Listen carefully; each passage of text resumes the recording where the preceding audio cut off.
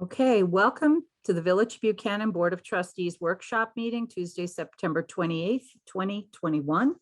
And please join me in the Pledge of Allegiance. I pledge allegiance to the flag of the United States of America and to the republic for which it stands, one nation, under God, indivisible, liberty and justice for all. All right, thank you, everyone.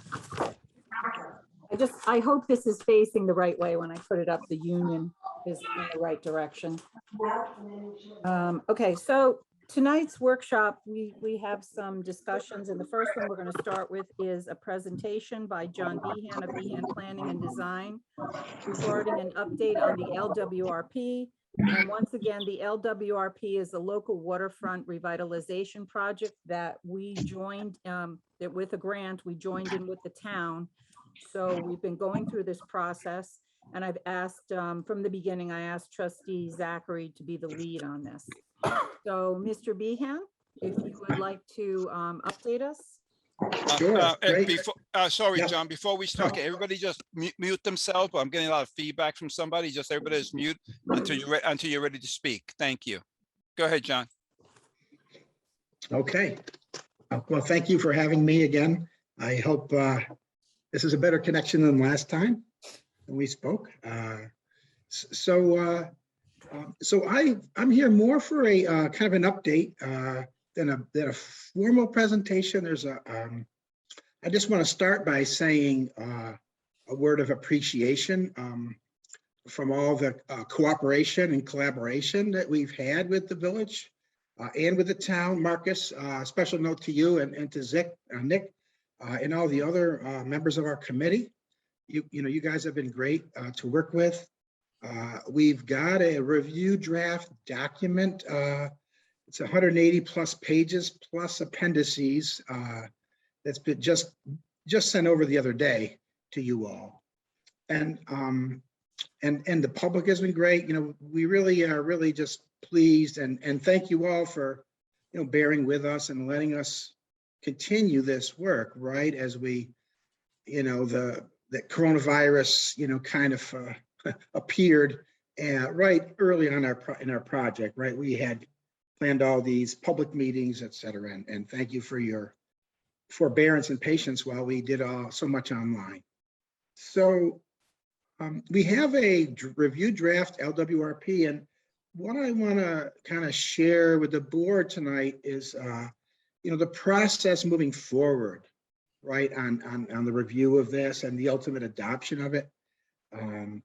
We did meet with the town board last night and kind of had a similar conversation with them, and they're very interested and glad to be looking to move the project forward. There's a schedule that I propose. It's not proposed, provided. Mayor was in the right after the cover letter, and I'm not going to walk you through all the details, but essentially, once this goes to the state, once it's released locally, it's going to take maybe a year before the state would finally, I guess, approve it, sign off on it. There's a lot of steps the state does, and they move at their own pace, right? But now at this point, what we'd like to do is have you all take a look at it, give us any feedback, but primarily, like we have, work with the committee, and we'd like to set up a meeting later in October with the committee to kind of go over it and make sure that the language and the wording and everything that's in there is we're all in agreement on it. And then at that point, what we would want to do is get it back to the village board for a formal review and kind of officially start the adoption process. So because it's a joint LWRP, what we'd like to do is do this in concurrently with what the town is doing, right? So it'll be much more efficient that way. And the other part of it is we have included like a policy level environmental impact statement. and it's a policy level, and that looks at what are the impacts of the adoption of this LWRP on the environment. And that's one of the appendices in the document. And so that would be part of it, is right, going through the whole state environmental quality review process and having lead agency started and accept the document as complete, and then circulate the document to all the involved agencies, which would be Westchester County, and there's a whole list of other folks. Last night we had talked to the town about doing that as town and village as working together, each has co-lead agencies. So you would each be lead agency, but we would do it in a coordinated process so that, once you both accepted the EIS and the document's complete, we would circulate one kind of unified document together. But you would also be able to work independently and making your own, like you have your own comments, et cetera, and inputs to the document. Let's see, the other update is the town is considering updating some of the zoning in the Ansville area. They more or less, I could say, gave an informal nod to that idea, but what they're thinking is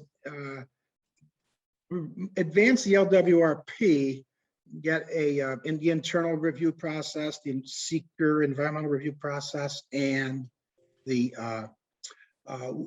internally with the town and village and the committee. And then once the town and village are kind of done with their own internal review, send it to the state for, let's call it a staff level review with the state, while the town would be working on getting that zoning done and adopted for Ansville, thinking that the state staff is going to take quite a while to get all that work done. And in the meantime, they could add the zoning change into the LWRP. At least that's what we discussed with them last night. It's kind of doing those things in parallel.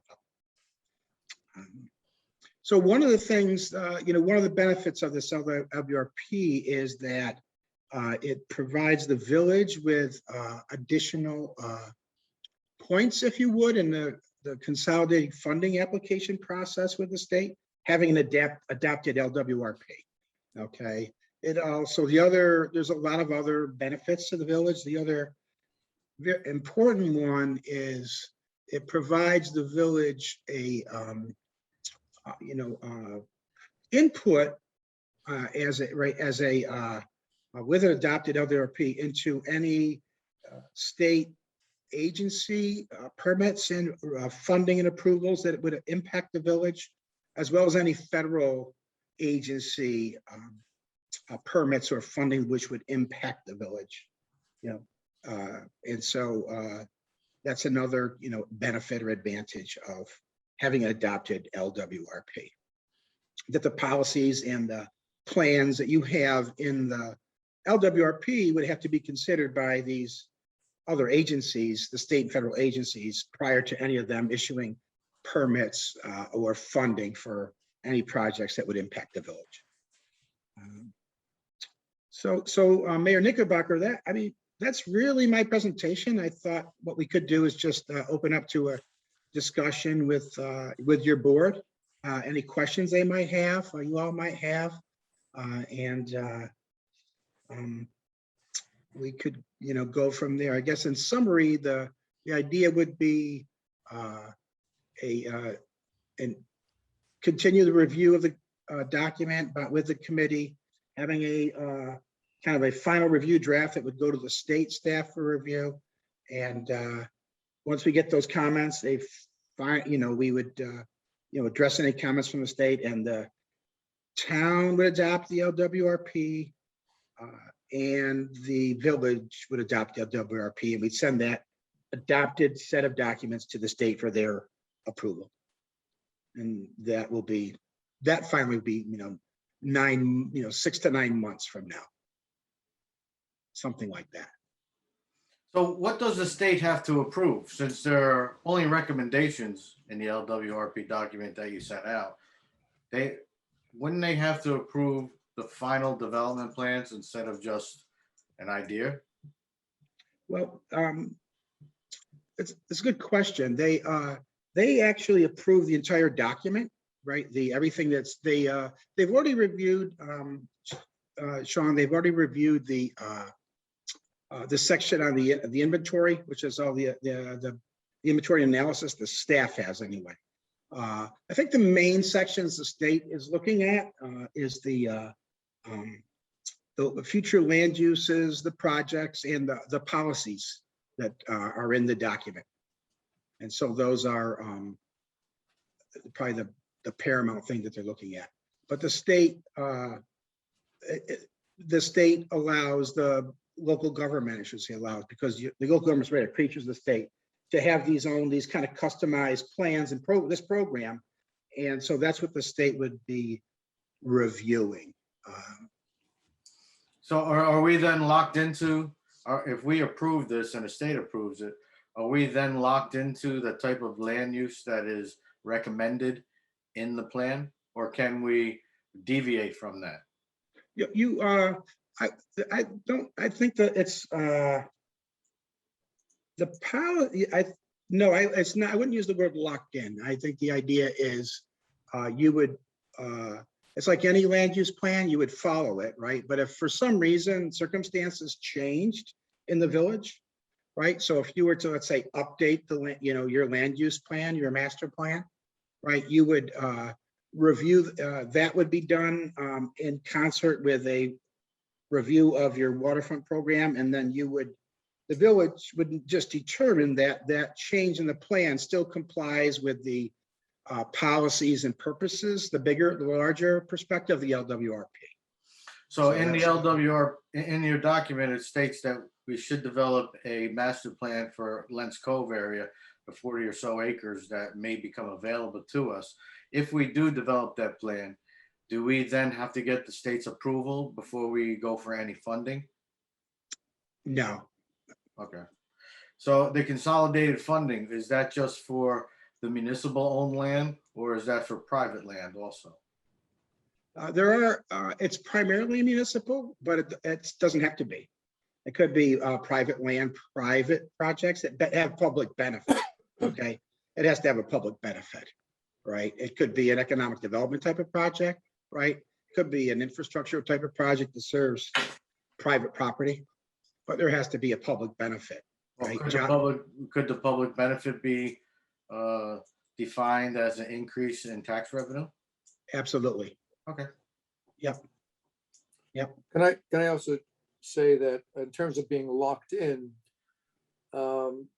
there's a lot of suggestions that are more directional, like, improve pedestrian access and mixed use. There's a lot of, like even for that particular parcel at Indian Point, the suggestions based on the discussions on the survey to have have mixed use developments.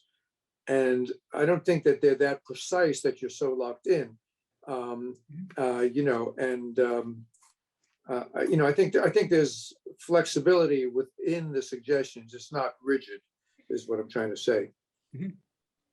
No, right. I think right. We write these to get within mind that you want to provide direction, right? It's not a wide open all over the map, right? Because not like you must have 10 of these or something. Well, right. Well, that is counterproductive. Can be counterproductive too, right? Yeah. But no, you're absolutely right, Nick. And so that's the idea. That's the idea. Yeah. So just to summarize and see if I have it correct, then in terms of sequence, right now we're looking for the village and the town to review the document and feedback to Behan Associates, and then there'll be a final draft which will go to the state, and the public hearing to approve the LWRP would be after the version is approved by the state. No, So I have that wrong? No, you have it right, more or less right. I would say, just like you said, get input from the village, and we'd like to have part of the input would be process through a meeting, another meeting or so with the advisory committee, right? Right, with the committee. Yes, Okay, and so that I'd like to do that if we can, later in October, early November, right, this year. And once the committee and the village and town are, pleased with, the document, then it would, what we're suggesting, it goes to the state, and we have to run this by the state. This is, I've done a lot of these programs, but so we want to make sure the state, but what we're thinking is send to the state for a staff level review, the staff attorney, the staff planners there, and kind of get the process moving. Meanwhile, and then once we have that input, we would make any, make sure the village is okay with that input, and the town as well, make any final changes. And then at that point, the town and village would vote to adopt the program, right? And that's, once you've adopted it, that's what goes to the state. oh, okay, That's what goes to the state. They want it locally adopted first. okay, I see. Yeah, All and right. then and once they do it, just like, once they do it, and that's the Secretary of State approves it, then they send it to the federal government, the NOAA, National Oceanic and Atmospheric Administration. That's the agency that is in, charged with kind of running the coastal program. And they would typically approve what the state, they approve what the state sends over, right? The state's program. And so then it binds on, right? Then the federal agencies have to, consider your local program. Right. Yeah. So that's the process. Yep. So we can kind of, one of the LWRP says that we are considering an overlay zone. That overlay zone has been approved, so we can modify the text to include that it was approved. Right. Right. I thought we did. Yeah, you're right. There may be a Well, section that says sometimes considers. these things are mentioned in different places. Right. Yes. And believe it or not, I haven't had time to read all 180 pages What, Nick? since Friday. We're all disappointed. We all. I read at least 4. I mean, I skimmed through it and I did see that mentioned. Yeah. But a lot of things Okay. are mentioned at different places, and it could be that it was corrected somewhere in the text, but Sure. not somewhere else. Okay. Yeah. And we're also very close to starting a new sidewalk, which will connect the village circle to Blakely Avenue, which Oh. connects over to Lents Cove, where it's going on 9A. That's something that's very close to starting. We've gotten state grant money, and Oh, great. so that'd be a nice thing to include in there. But okay, so I just was, so the village's adoption and approval is before it goes to the state. That's okay. Yep. Very Great. good. So the consolidated funding, that's the state grants, and we put one in this year for our sewer treatment plant. So we're waiting on that information, and just so everybody knows, we got upgraded, I believe it was last week, to a priority status. So that seems to be moving along. So let's I'll keep working on that one. Nice. Also,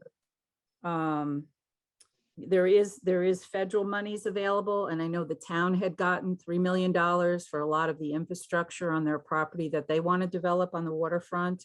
And that was money given, Nita Lowy had set up a $15 million funding through the EDA, the Economic Development Association.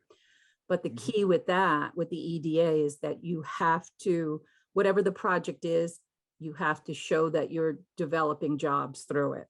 So, but maybe eventually, as everything moves along here, we might be able to apply for the EDA grants and all that kind of stuff as the property starts to develop, when that happens.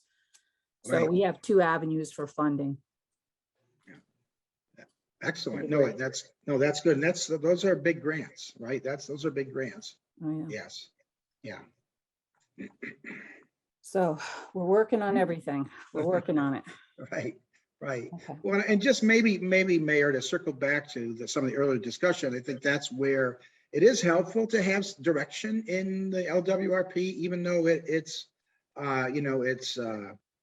it's high level, right? When you're talking about mixed use developments and things like that, it makes it clear, at least you do have, the village has thought about this, and right, you're not shooting in the dark about, oh, we'll do anything, I think it provides, right, the funding agencies some confidence about, partnering with, some, a community that has done an something like this, an LWRP, right? So it's not, obviously not the be all and end all, but it's certainly, at least from its technical review point of view, that having that thought through and the input of the village residents and everything you've done, right, it shows, hey, we're not just talking about this, we're, like you said, we're working on it, right? We're actively working, we're engaged, and this is how to, this is something we're doing now. And in fact, even the draft, having a draft that you have is helpful. You can say, here's our draft LWRP, that you can, provide that to, agencies to, show them, right, what you're doing. Right. They will consider, most will consider it. Yeah. Okay. Yeah. Good. Any other questions for John? Questions or comments? Not just yet. I'm going to ask, that's a rather lengthy document and everybody has it on, it was emailed to us, but I'm going to ask if we can print out the portions that are specific to Buchanan and get them to all the board members, make it a little easier to review and mark up. And then, so we can organize our questions. Each person can get their questions, comments, feedback, and at least by the next workshop, so that if John sets up a meeting for late October, I might be able to bring those comments to the meeting, or they can also be done by email, I'm sure. Okay. But if we can get to print it out, at least the sections pertaining to Buchanan, and everybody can go through the other parts as they wish. Mhm. All right. Good comment, Nick, because I like to highlight things and put my Yeah, questions next to it. It's old-fashioned, I more like organized. paper. Mhm. Yeah, All right, good. All right. thanks. Right. What's paper, Nick? What's paper? I know. Chase Bank asks me every month, they say, can we stop sending you paper statements? You're the only person left in Westchester who's still getting paper statements. I think. All Okay, right. great. So thank you so much for your time, John. And Oh. we'll be talking again soon. Great. You're very welcome, Mayor. Appreciate And it. board, Thanks, everybody. John. Take care, You're very John. welcome. Excellent. All right. Have a nice evening. All right, you Take too. care. Thank you. Bye-bye. Okay, bye. Okay, so next, Nancy Bayer, our recreation supervisor, would like to have a discussion about the wading pool and also this year's recreation program.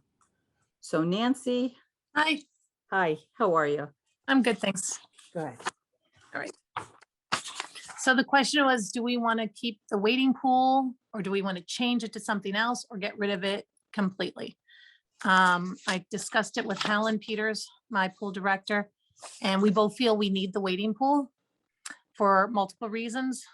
The biggest one being that the Department of Health requires us to have a 1-to-3 ratio in the pool with non-swimmers, which are my red bands, which can be 1/3 to 1/2 of the camp, depending upon where my line goes with the ages that we bring in. And that means we would have to hire way more staff. Okay. A 1-to-3 ratio is pretty tough to get up at the pool with the non-swimmers. Otherwise, it's a 1-to-8 ratio at the pool, according to the Department of Health. Also, having the wading pool for the little ones, we used it for swim lessons in the past, just to get the children used to the pool. They're more comfortable standing in the kiddie pool than they are in a 3.5-foot chest or even higher level. We did buy what we call a clam rail this year. And that was just basically plastic set in the pool that allowed the children another foot higher to stand on the edge of the pool so that they'd feel a little bit more comfortable. And we also had parents asking about it this year as well, because, obviously it was closed down. On the other hand, We didn't lose any water this year. We used a lot less chemicals, but I really think that's because the kiddie pool was always making everything leak. So if we fix it, then we should still be very good on chemicals and we won't lose the water and things like that. So that's where we, and now it's your choice as to what we do with it. What's the Marcus, what dimensions was of the the cost waiting? of fixing it? I'm sorry, what? I want to ask Marcus, what was the cost of fixing it? It could be anywhere between 150 to 200,000. We won't know until we see what the Department of Health says. That's why the discussion at the last meeting was we had the consultant with a proposal. The board wanted to hold off on moving forward until they talk to Nancy based on some of the questions in regards to actually fixing the wading pool. So one of the questions, I know Sean has some questions too, but one of the questions that came up, and Nancy, is what's the age groups of the kids that need to be Oh, yeah. in the wading pool? So that way they have an understanding what that meant as well. For swim lessons, it's any non-swimmer. Okay, so you can have non-swimmers in 3rd grade. Normally you don't, but every once in a while you do. But for the public, it's 7 and under in the wading pool. And the wading pool has to have an adult 18 and older in the area with the child. They can't just leave them in that area. Is that 7 is the maximum age for the wading pool? That is Okay. our minimum age, yes. So an 8-year-old, 9-year-old non-swimmer cannot go in the wading pool? For the public use, correct.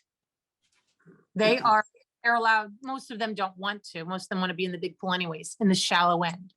And if you are a non-swimmer during public hours, the adult, once again, 18 and older, required to physically be in the pool with that child. Anybody who wears floaties as well. So Nancy, the question was for your summer camp programs. You're saying the public use. Well, we're trying to focus on the summer programs. So what's this difference between your summer program and the public use? Well, summer program, is the camp, and the public is when people who are not camp people use it after camp hours.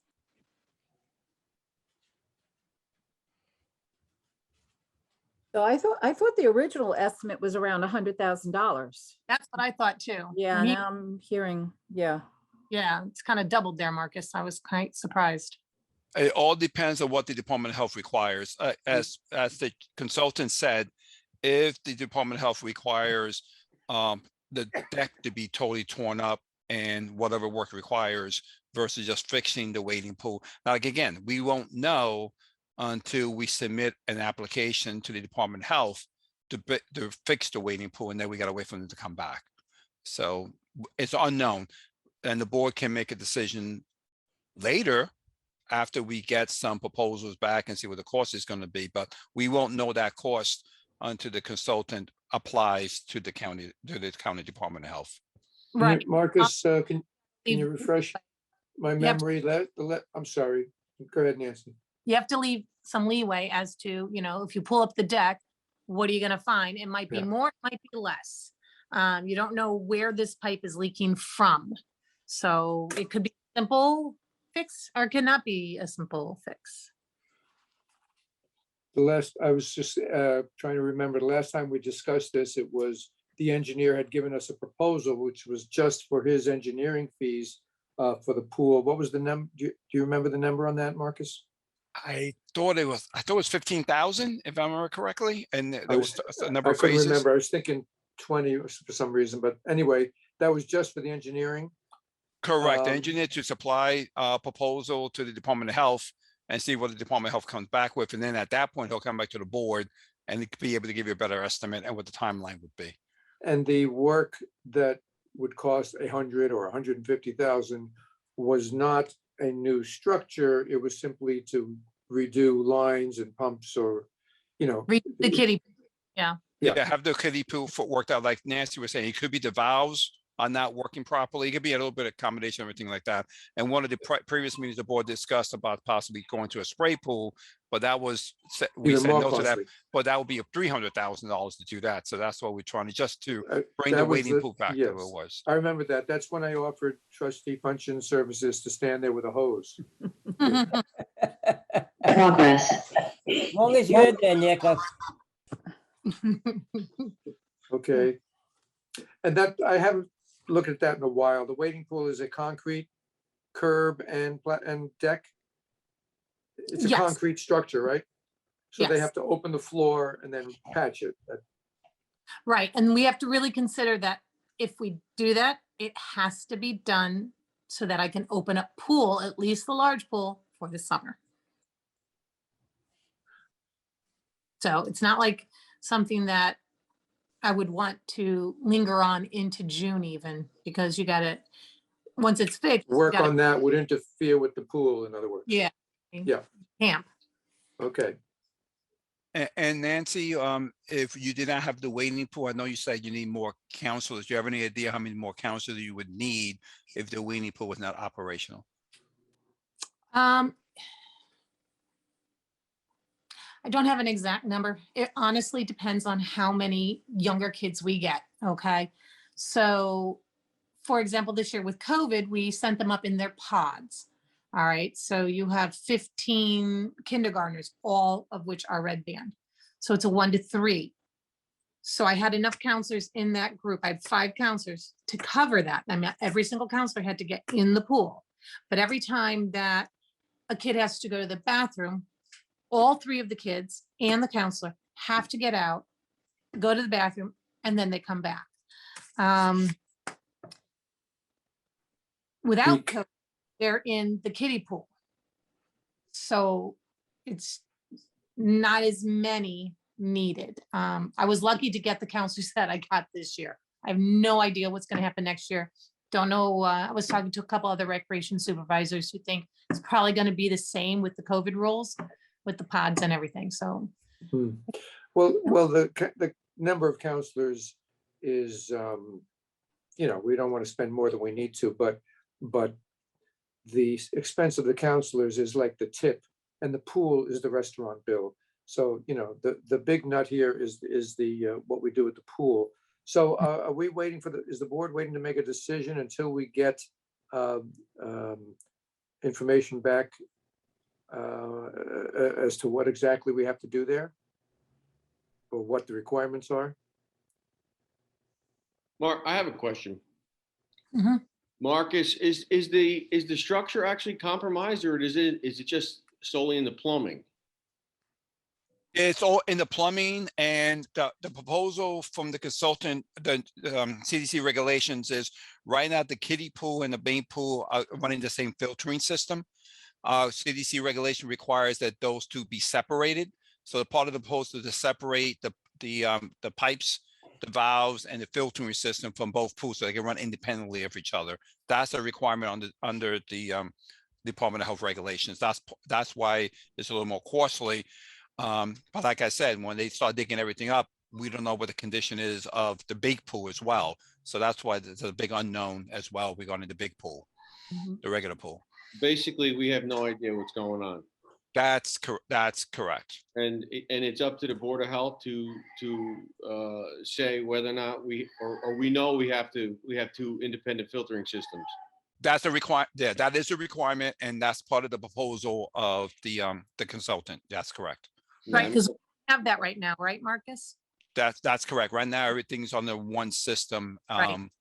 So we're trying to not only get up to the CDC regulations, but also then separate the 2 pools. So that's a problem. We can run one without the other. Right now, we totally separated, but we turn it on, it runs all the same filtering system with the CDC doesn't. I mean, the Department of Health does not allow. Does the wading pool feed into the main pool? Like an overflow? Hooked up now. I think that my understanding, and Bob is on the line too. My understanding is that the big pool feeds the wading pool, and what happens is there was some kind of leak between the wading pool and the big pool, and that's why we're losing water. So by cutting off the wading pool, we had no more leak. It seems like you kind of figured it out already. Yeah, that's what the consultant believes, that he doesn't think it's going to be a big deal, but the Department of Health is, the Department of Health is months and months behind. So if we apply now, we might not be able to open for next year, but at least we can start the process. Yeah, I don't think you're too far away from the fix. No, the big ticket item there, Anthony, is installation of a new filtration system. Correct. That's That's correct. where all the Not all money's of gonna, it, not all of it. That I understand. I'm yeah. just talking about the fix. The fix is just repiping the basin into a new filter. Yeah, but it's a new filter, new valves. I know where, because 150,000 to fix some plumbing seems ridiculous, but with new filtration system and the valves, I get it. But the new Yeah, it filtration still system sounds is high. only going to be for the kiddie pool. The same filtration system is gonna be used for the main pool. So the question is going to be, do you want to spend 150, possibly $200,000 for something that is really only important during camp season, which can be mitigated by increasing the recreation fund by $10,000 or $20,000 to hire the extra people. Question- So Though, Sean, is can we get those people? Because it was hard.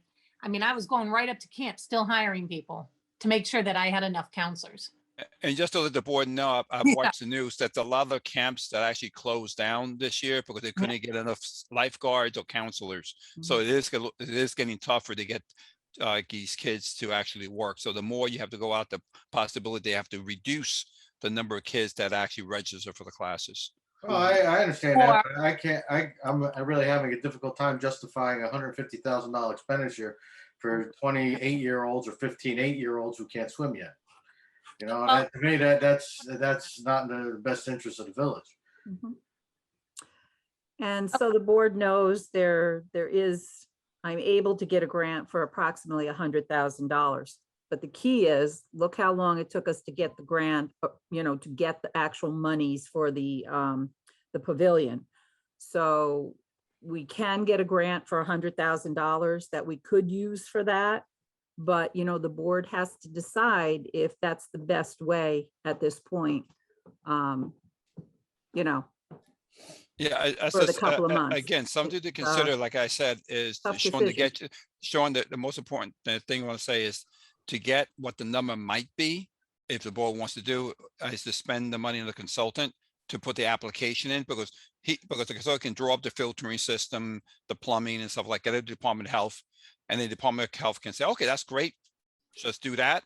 Or if they come back with other issues, and then the consultant can come back to you and say, okay, my estimated cost is 100,000, 150, and then you can make a decision at that point. He already told us it's gonna be at least $100,000. He told us that in the beginning. That's Yeah. correct. That's correct. So you're at a minimum of $100,000, minimum. So Right. the elected officials should be able, within the next couple of days, determine whether it's in the best interest of the public to spend between $100,000 and $200,000 for approximately 25 kids. I would think that How many kids you talking about, Nancy? it's at least 45 to 50 kids for camp swim lessons and in the afternoon. Okay, some years I have 28 kindergartners. This year I had 15. Some years I have 30 first graders. Okay, so every year is different. It depends upon what the rollover in childbirth is 5 years ago, to be quite honest. All right, now we ran a very good camp this summer. I didn't have 220. I wasn't allowed to have 220 kids, but I ended up with 169. Okay, and on average, it was, with kids being out and stuff, it was like 140 a week. Went very. Okay, so tell us how many more people you would need at your estimate. I'm How many going at people? least 10 more. 10 more. So if you pay them $150 a day, that's $1,000. What was it? $15 a day? $15 an hour, I mean? Well, I would love to pay them $15 an hour. At that rate, we would probably get more counselors. So for an increase of 10 people, how much money do you need for the 6 weeks? I would have to look that up Well, because every Sean pays a different rate. And right now, camps don't pay minimum wage. Okay, not even for the senior counselors, which is something we should review as well. Because I honestly feel if you pay a little bit more, we'll get more interest because nobody wanted to work this summer, as we found out, as a lot of people, even with lifeguards. Okay. So by next week, can you? Dollars go for it. And then we could see what we can get. So Okay. for the next meeting, can you put together a cost analysis of what your manpower requirements will be? Base it, since you're saying we're having an issue hiring people, base it on an average salary of what you pay to counselors, make it an average. All right. And then tell us how many more people you're going to need. And then tell us how much we would have to pay them at your recommended wage in order to ensure a full complement of employment. Then we could figure that out over the 6 weeks, and then the board can make an educated decision based on a cost benefit analysis, whether it's in the best interest of the public to expend $100,000 to $200,000. Or if we could just increase the budget that you're, when you put in for your budget request, we maybe will increase it $10,000 just for your manpower requirements to ensure proper staffing. So we can't make that decision now. Right now, I would have to say, no, close it and limit it to swimmers only.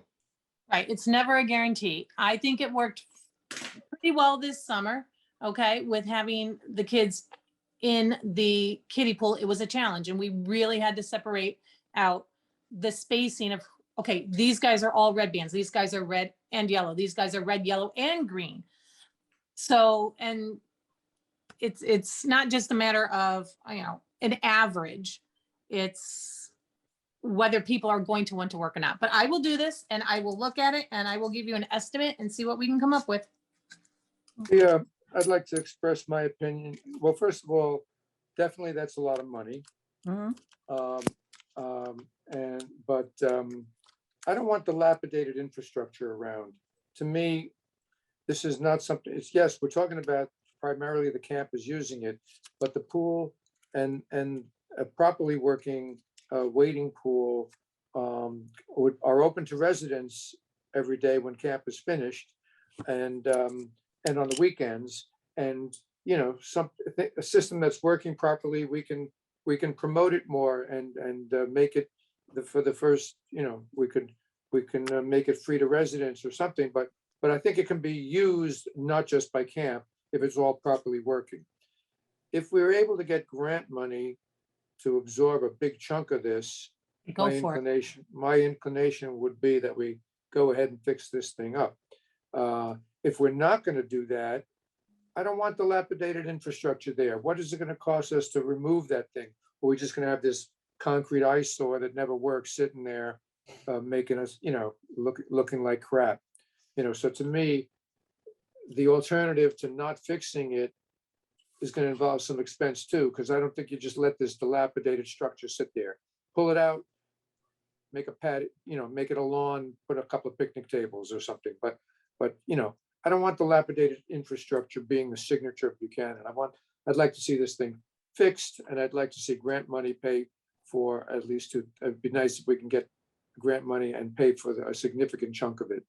I'd also did we get bids for this work, or is it all coming from the one contractor that we're using so far? That's an estimated cost from the contractor, Yeah. not So knowing what's required from the Department Right. of Health. When we find get out it. what's required, I think we should get bids, because Oh, you have to, as we've absolutely. seen with other things, from high to low bid is double. From low to high bid is double. Whether you're getting a roof or paving a road, you get people that want the work are going to bid lower. There's other factors which we don't have to get into now, but you're going to see from low to high, the bids are double. The highest bid is double the lowest bid, sometimes more, but not uncommonly double. So I think when we find out what needs to be done, we should get bids. We should also try to get a better sense of our chances for grant money. I don't think we need to be rushing into a decision on this. We can't, as Nancy said, we don't want to suddenly say, okay, fix the damn thing next July. But, well, we could let it be idle for 1 year. But I think we should Okay. find out what this is going to cost and get bids. If it turns out it's double what they're estimating, then we're totally screwed, and we pull it out and make a patio. If we find out it's half and we can get grant money, fix the damn thing up. So what are the terms and conditions of the grant? What can it be used for? There has to be a set criteria. Is there is that specific yet? Do we have anything that specific? There was grant money. I have asked just about all the elected officials, any monies that are available, any grant monies, please let me know. Senator Harkin came to me and said that he has about $100,000 that he could give to the Village of Buchanan. So that would fit into that criteria there. My question to Marcus is, for us to move forward with the engineer, you said it would cost us $15,000. That's what I don't have it in front of me right now, but I can email it to everybody again. I don't have access. I don't have access right now. I Okay, can no, I'm look it sorry. up, but that's what I Right. remember it was. I think it was 15,000. Yeah, So- I've May got I that com- somewhere. Yeah, may I comment? I think that I used to use the pool a lot after the camp stuff, and that small pool was rarely used. Rarely saw anybody in it. So we're talking about a six-week use of it, and it seems to be a lot of money to spend for that particular thing. And I don't know whether the employment situation is probably impacted by the COVID, and Yes. so I think I don't know. I think it might be going way out on a limb to spend that kind of money for a recreational thing that's not going to be used that much. And also, so what if it sits there? It's fenced in. Nobody can go into it. You can put a lock on the fence, and it's not an eyesore. I would disagree with you there, Nick. It's just like an empty pool. So small pool. So I would be kind of at this particular point leaning against spending that kind of money. But I'm open to see other, what you said about how much would it cost and that kind of Yeah. that kind of area. Yeah, my memories of that wading pool are going back, when my son was little, 20 years ago or more, 18 to 22 years ago. And I remember kids playing in that wading pool, but I don't really have any clear sense of how it's been used since then. When I was at that pool, there was only mothers with their little kids putting their feet in there, and then they pick them up and go sit on the bench. I think we could use that $15,000 and just buy cement and put a nice little patio there. Mhm. Yeah, it would look nice. Well, Too bad we The couldn't do a little fountain thing with whatever, but anyhow, I know it's 15,000 really to move forward. And, if we think about it, the pool is beautiful, and I just wish more people would use our pool. And we basically use it for 2 months, if you think, July, August. Right, we did That's- pretty good. I think we did pretty good. And you had asked how many people were there on the last weekend, Teresa. So Mhm. we were open, we were closed the week before because of staffing. Right, yes. But we ended up opening Saturday and Monday because Sunday was a washout. Mhm. And I was there both Saturday and Monday. And there were, in my opinion, a decent amount of people, I think like up to 25, but we had not all at once, people came in throughout the day and people really, really enjoyed it. I even had some people there who had never been there before. And they're like, I don't know why I didn't come at all this summer. So Mhm. It's a beautiful pool. it is. Yeah. Well, if there are parents and kids, first of all, COVID is a wild card.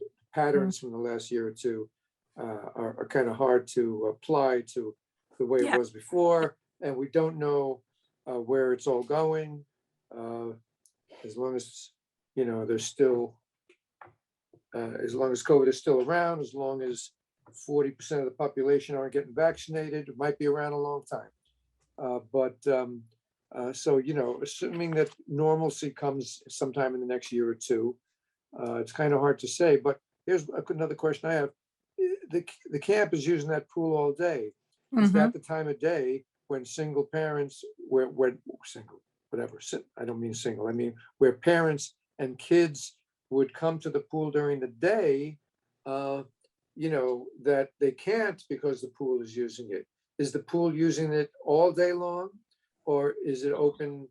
Is the camp using it in mornings and afternoons? We use it 9 to 3. Okay. Okay. that- So that's an issue too, because people think, well, you can't use the pool during the day because the camp is there. And maybe maybe 4 o'clock is not when parents want to get their kids up and over to the pool, because at 5 o'clock, they got to start making macaroni and cheese and hamburgers. Right. Well, So, you know, how we it's used is another, not that I'm saying that the camp shouldn't use it, but that's another reason people are not using it.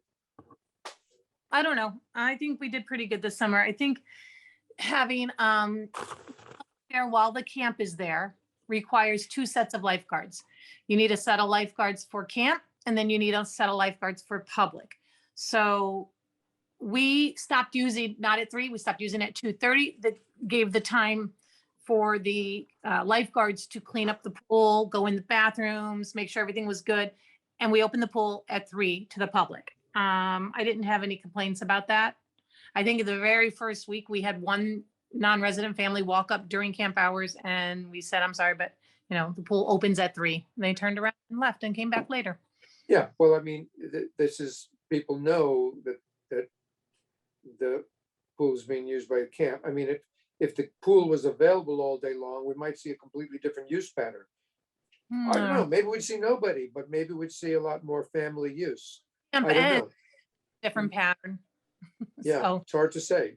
you But know, I'm just most saying, the around number 3. of people you see there might only be because it's that hour or 2 before dinner, which in my vague memories of child rearing, that was more of a time you're trying to settle kids down for dinner than the time you're trying to get them out running around and swimming. But I don't know.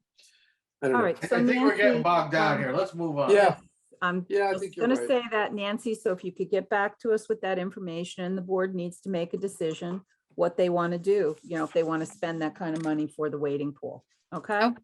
Yeah, absolutely. Thanks, Nancy. Thanks so much. Later. Okay, the next discussion is hiring a planner, rezoning of Indian Point. So I will say that I did say we were going to set up a special meeting this month. It was very busy and I didn't get to do that. But of course, we want the input of the village residents because I didn't see the input that we should have with the LWRP with the village residents. So as we, you know, I am for hiring the planner and looking at the Indian Point property to rezone. It's one of those things, what's that old saying? If you fail to plan, you plan to fail. So I think for the amount of money, Marcus, it was $15,000. I think it's money well spent. I'd like to know what other board members think. Well, as the LWRP states, prior to doing anything up there, whether it's rezoning or anything, that we should come up with a plan ourselves. By hiring this planner, the way it was portrayed was that the planner would be, or the consultant would be the one that comes up with the ideas, and we would either say yay or nay.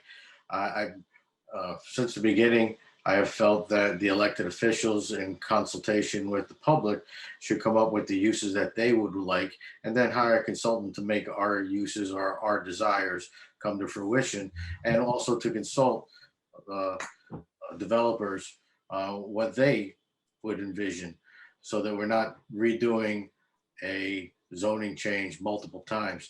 The last zoning change in the overlay, which had probably 100 words, took almost 1.5 years, 2 years. So I think hiring a consultant to come up with ideas that we should be coming up as elected officials, I think hiring somebody is premature.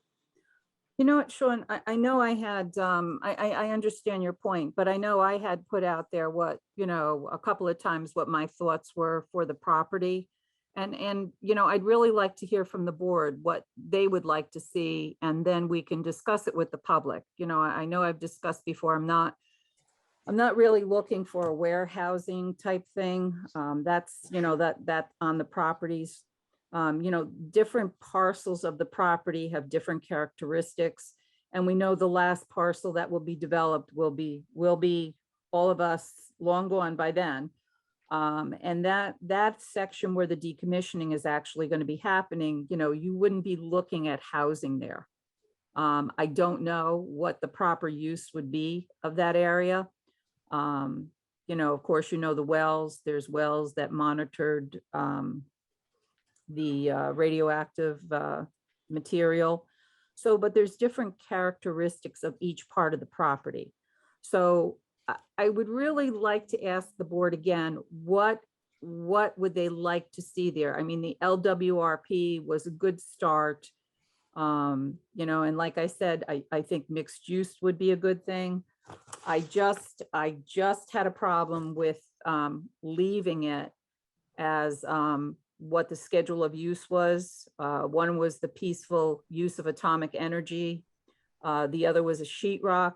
I don't think we want to have any more manufacturing on the property. Gas stations, just for example, auto repair, basically sheet metal, what was it, plumbing, fabrication. So that's more of a warehousing situation. So I've put out there what I thought was interesting and what might work for us.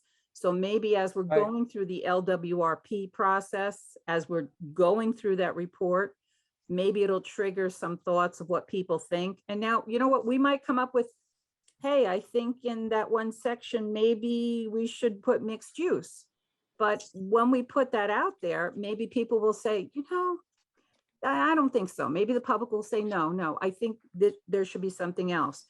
So we have to keep an eye on, it's such a beautiful piece of property. We have to keep an eye on being able to have public use and somehow marry the two together, because our biggest and most important thing too is that for our tax base, to develop that properly for our tax base and to be able to use with public use. So somehow that's got to kind of work together. Certain parts of the property might be good for some residential. Certain parts might be good for some, you know, mixed use. But, you know, this board really needs to start setting the standard here of future development of that property. I have my list already made. Oh, Mayor. Yeah.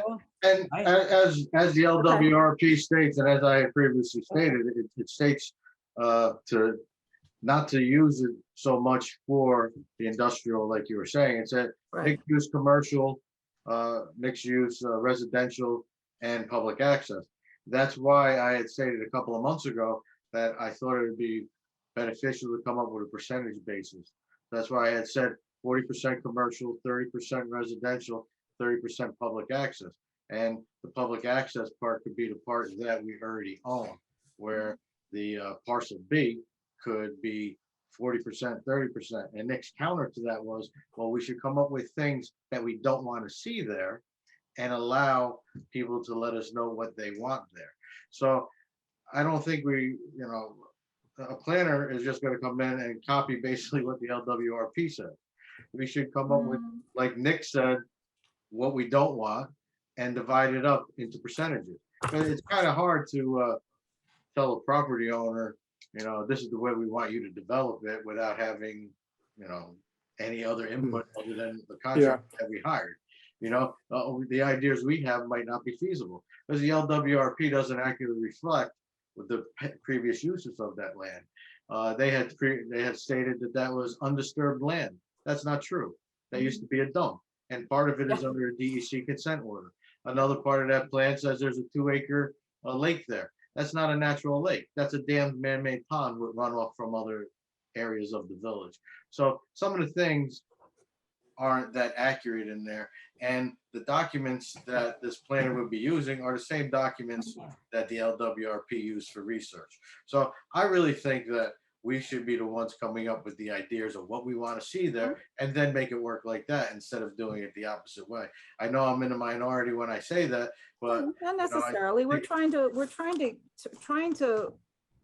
get this going, kind of, you know, we're the elected officials in the village, so we need to give the direction, you know, because when the property does become available, you know, we want to be able to move on that. We want developers to come in and say, okay, I can do mixed use development. So we want to make sure that interest is there. So I do understand what you're saying. So, but I think it's a conversation we all need to have of what we'd like to see there. You mentioned the percentage and things. So maybe with the first report, not only the LWRP, where it was sectioned, remember the first report that the state had done? That was the ABCD section Right. of the facility. Right. It would be somewhat difficult to, and that's the other thing, the parameters I think are too broad. We should be focusing on area B, the 40 some acres. Right. Okay. Obviously, A, C, and D are somewhat challenging. And the southernmost parcel, as described in both of those reports, do not accurately reflect the current conditions. So the B parcel would probably be the one to be developed. The center parcel has high level waste in it, which is transected Right. by a pipeline. And as you know, the river side won't be developed for probably 20 years. So, and that's the other thing. All of these parcels would have to be approved for a subdivision, which we don't currently have. So I don't know what the how to postulate when that area would be able to be released, but it's difficult to come up with the use of a property we might not get for many, many years. And that hasn't been accurately portrayed in several of the reports. So that's why we should, like you said, Mayor, the elected officials should come up with this idea. I hate to spend money twice. All right, So can I say focus on a the few things? 60 acres first and at least come to some type of Sure. consensus? Absolutely. Can Maybe at the I- next workshop, everyone can put their thoughts in and input on that. Can I Nick, go ahead, scream? go ahead, Nick. Can I Sorry. scream? Yes, Sorry. Nick, go ahead. Sorry. All right, God damn it. 2 years ago, I put out some proposals. We're still yapping. We need a professional to guide us through this process. This board, Nick Zachary, Rich Funchin, Sean Murray, Teresa Knickerbocker, and Anthony Capicotti were amateurs. We're not professional planners. We may have some good ideas. Some of us do our homework. Some of us don't. Some of us are creative. Some of us aren't. The board tries to be practical and do what's best for the community, but we are not professional planners. We need the planner to bring us through this process, and we need to get off our asses and get moving on this. We hire that planner and let's get moving, have monthly meetings. Let's get this thing done. God Okay. damn it. Well, I think we need to have the planner outlined before we're gonna pay him. What exactly is he going to do for us? I think the proposal we got, Marcus, how much was that? $14,000 or $15,000?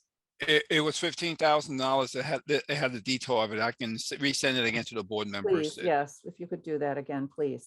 Okay, all right. Because I would like to start doing something. Right now, the uses are not, I don't think what we need, what we're looking to do. The ideas still come from the board. The planner's not going to say, okay, we're going to do this, this, and this, and tell us what we have to do. We still need to give him the ideas, but he can steer us through the process. He has, experience in planning. He'll prepare the documents. I think, it's naive to think that we can do things without professionals. We need professionals if we're going to keep moving forward, is my feeling. We're small. We don't have a full-time planning department. We're not the town of Portland. We need to hire professionals as needed. I don't think we mess around with this. So Nick, why can't you just say, I want a C3 zone. I want it to have residential no greater than 2 apartments per each. I want to have mimic some things out of the other code, and then say, this is the things I want codified. Put this criteria into a law. Why do you need somebody else to tell you that? Why do you need somebody to say, it's not that good to have high density housing on the river that's 10 people per acre? Why do you need somebody to tell you that? Why can't you just say, this is what I want? Well, Why does it have somebody tell I you? think a planner brings a broader perspective, gives you an idea of what has worked successfully in other places.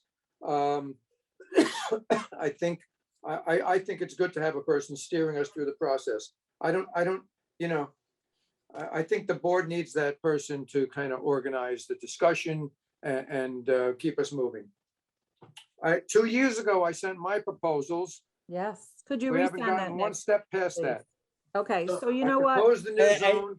And I've just let me rethought- know, I've Nick, rethought I it since agree then. with you. Nick, I agreed with you, and I was right with you on that, on the multi-use thing, and I don't know why we haven't put that into effect for that, Well, that parcel. okay, and because there's been other things that we're doing, I know we've been busy. It's been However, very busy. this yeah. is too important. That's 2 years already since I first proposed that. We don't have another 2 years to be, putting it off to the next workshop because something else comes up. We need somebody that's gonna keep the ball rolling and organize the discussion. And, with the, when we had the intervenor status with Holtec, one of the agreements was that we would to have continued discussions with the early release of the property. And it seems that that parcel, the north parcel, I would think that would be the first parcel that would be the easiest for them to release. Everything else gets a little more complex. So that's why I'd like to focus on that. So when the time comes, we're ready to, do what we need to do with that. There's going to be some further discussions next month. Right now, we're just waiting for some information from Holtec. So that should start moving along. And just to let the board know, I have done some negotiations with a company for impact fees. They're going to be doing some work in the village, and the impact fees should cover for this whole plan. We should be ahead by $15,000. What's So the it wouldn't impact be a fee? cost. Uh, Well, the pipeline company is going to be doing some work next week, some maintenance work. And as I always say to them, so you're impacting the village, this is affecting us. So what does that look like? We need to have some type of an impact fee. So we're getting, for each week, we're getting money for each week, and that will cover the engineer's costs, plus we will have extra money from that. I've been able to negotiate with the pipeline company pretty successfully. Because they always know I go, and the impact on us and the fee for that will be. So yeah, we've had some discussions on that already. So the pipes, the original pipes on Broadway, there's going to be some maintenance work done there. Not the new line, but the original line.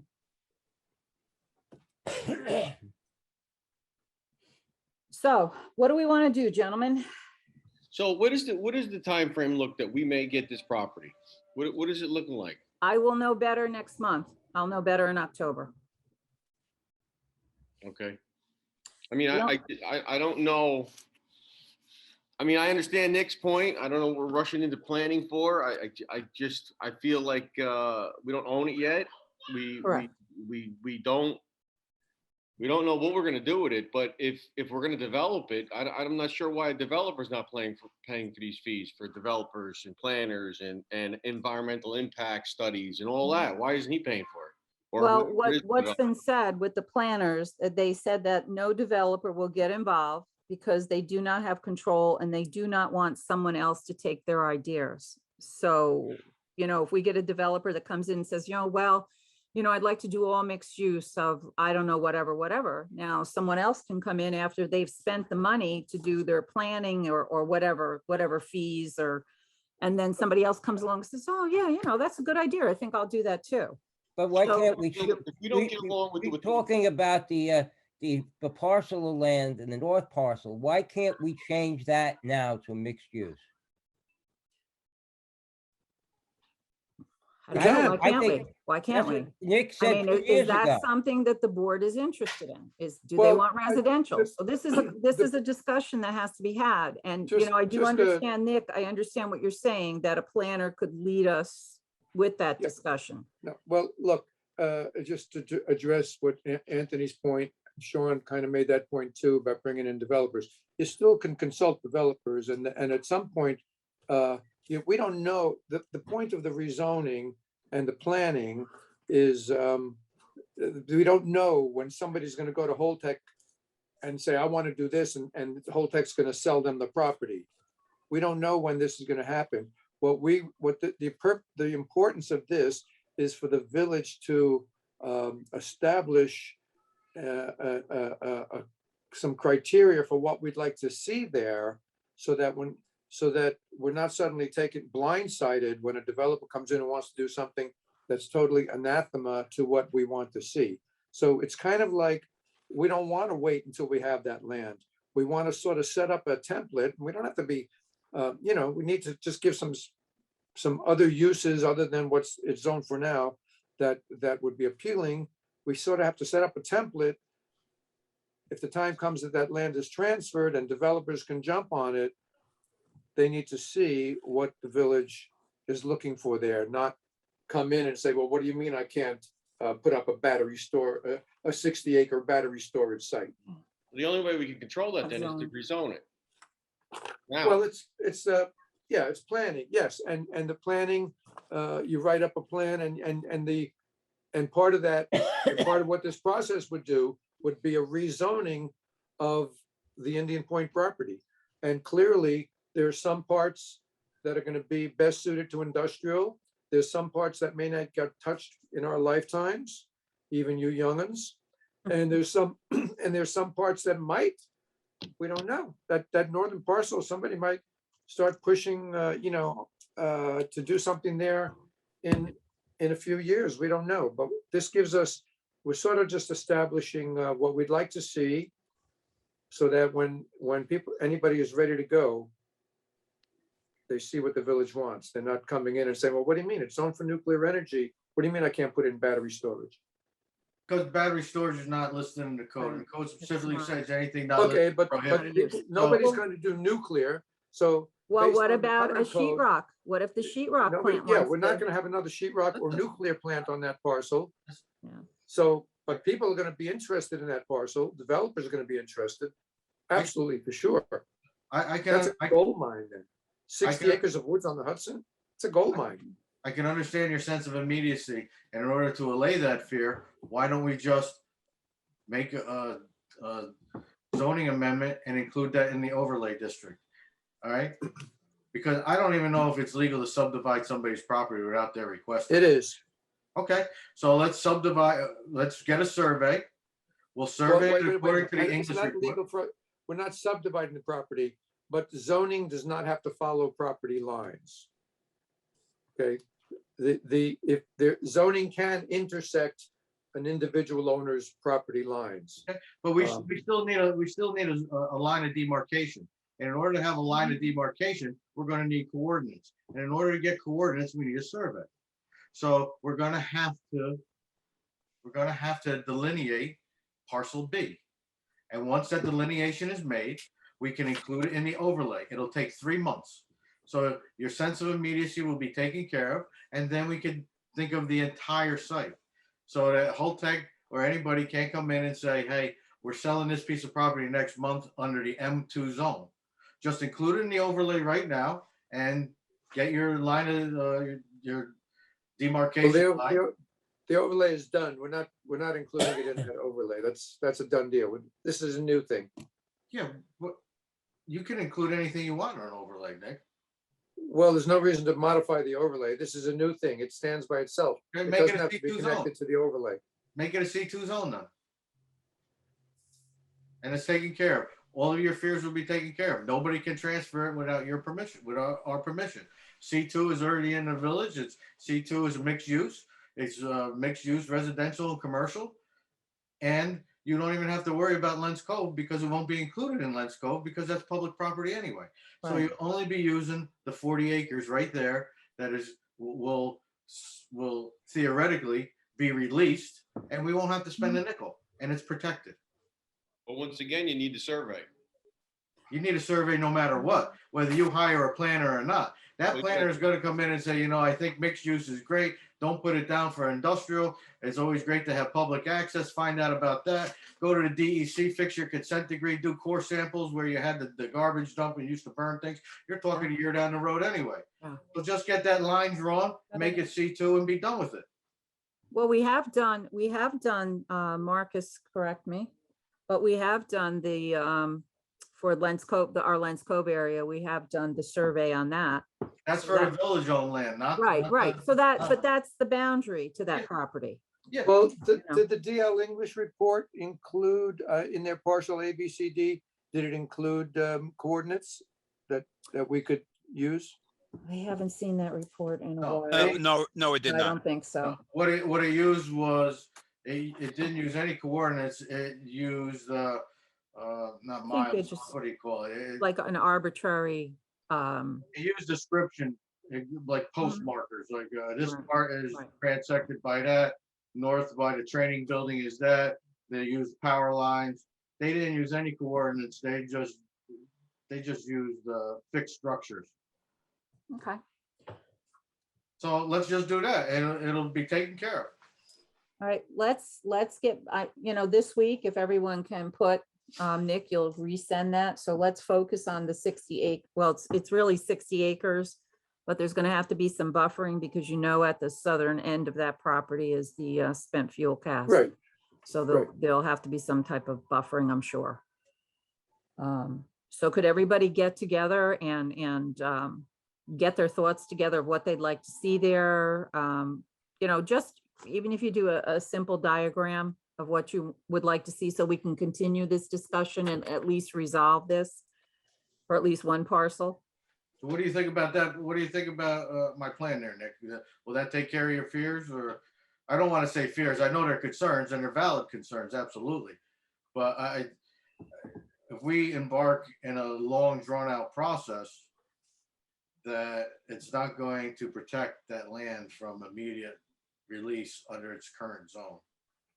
And I don't think anybody really wants heavy industrial in that B parcel. No. Everybody from all our previous conversations want mixed use and public access. Mhm. And we could protect that area and then develop it as we see, Yeah, because you know what, Sean, one of the uses is basically the storage. So you don't want to see that property, even though Holtec has said that they would come to the village, but you don't want to see somebody come in and then they want to do storage sheds all over. You don't want that either, Well, I agree with you. I mean, Yeah, the quickest method is just to rezone it. We could do it in 90 days. If we hire a planner and go through the whole public hearing process of creating all these new things, all these new plans, you're talking a year down the road. And even Yeah. if you would have spent that money when Nick wanted it 14 years ago, we still don't have it.